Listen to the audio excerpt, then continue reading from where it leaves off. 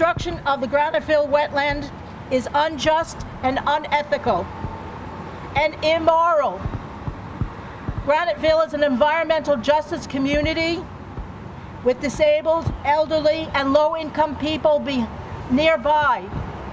Some of the people who live in the mobile home community have survived Hurricane Sandy, where 24 people plus died on Staten Island. Half of the number of people who died in New York City died on Staten Island.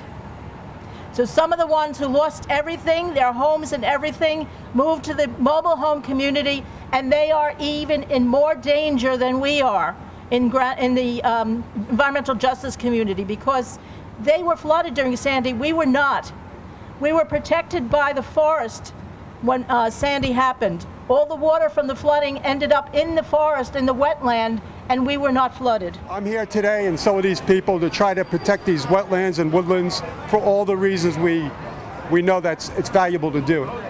What makes Graniteville any different, Governor Cuomo, from the South Shore where they are being protected? For one thing, our wetland had not been cut down before Sandy hit. Now that it's threatening to be cut down, what happens with the next big storm? What happens with the next big Sandy? We need to make sure that we are holding everybody's feet to the fire when it comes to making sure that we are able to save our communities, especially communities of color that are disproportionately impacted, as well as plant and animal life, which are being impacted every time we have demolitions of wetlands.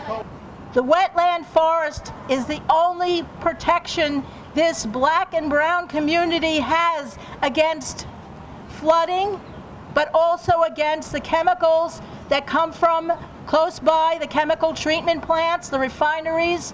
We are heir to that also. So we're polluted in the air, we're polluted in the water, and now we're not even going to be safe from flooding.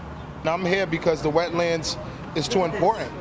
All right, and this is a fight that, as a community leader, as a community representative, I have to be willing to stand up and fight. We have a large rate of asthma, or with people with COPD, or with cancer. We have large rates of both of those. They won't be able to breathe.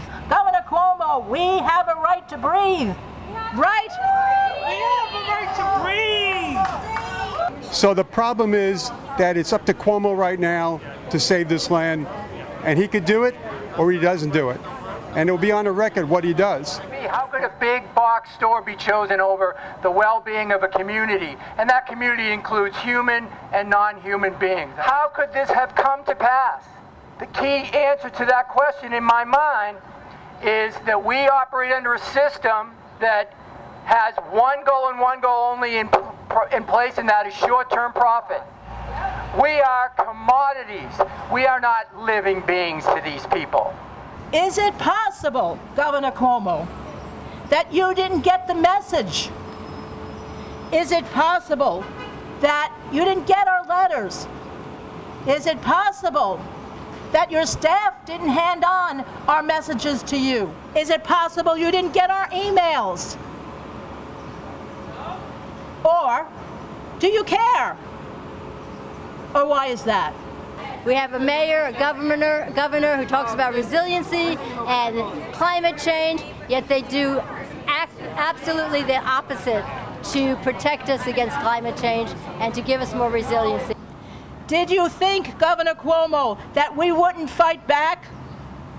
Did you think that we would just sit back and let it happen? Did you think we wouldn't fight to stop the insanity? Well, you were wrong. We are not going away. Even if they cut down the trees, we are not going away. We are not going to make it easy for them. We're going to make it really uncomfortable for them. Tell everybody you know about climate change, and we have to resist, resist, resist, resist. People are planting trees, millions of trees, to make up for those lost in forest fires and deforestation. And here in New York State, cutting down trees, it does not make sense. Governor Cuomo, stop the cutting of trees. You know, the animal life, the flooding issues, preservation of trees, creating a natural area so children can enjoy nature, especially in a neighborhood that's ethically, there's mixed race people. You want to have nature so children can enjoy. So they have it other areas on Staten Island, so why not on the North Shore?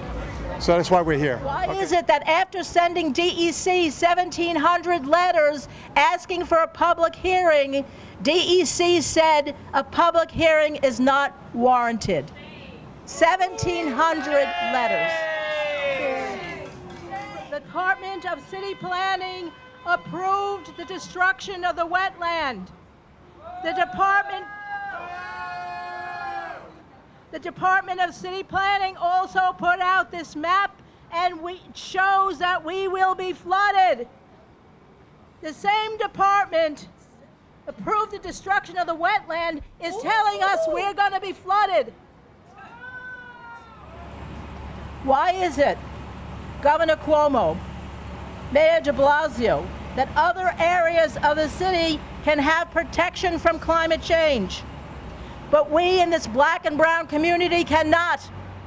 The worst form of child abuse is preventing children from having a future.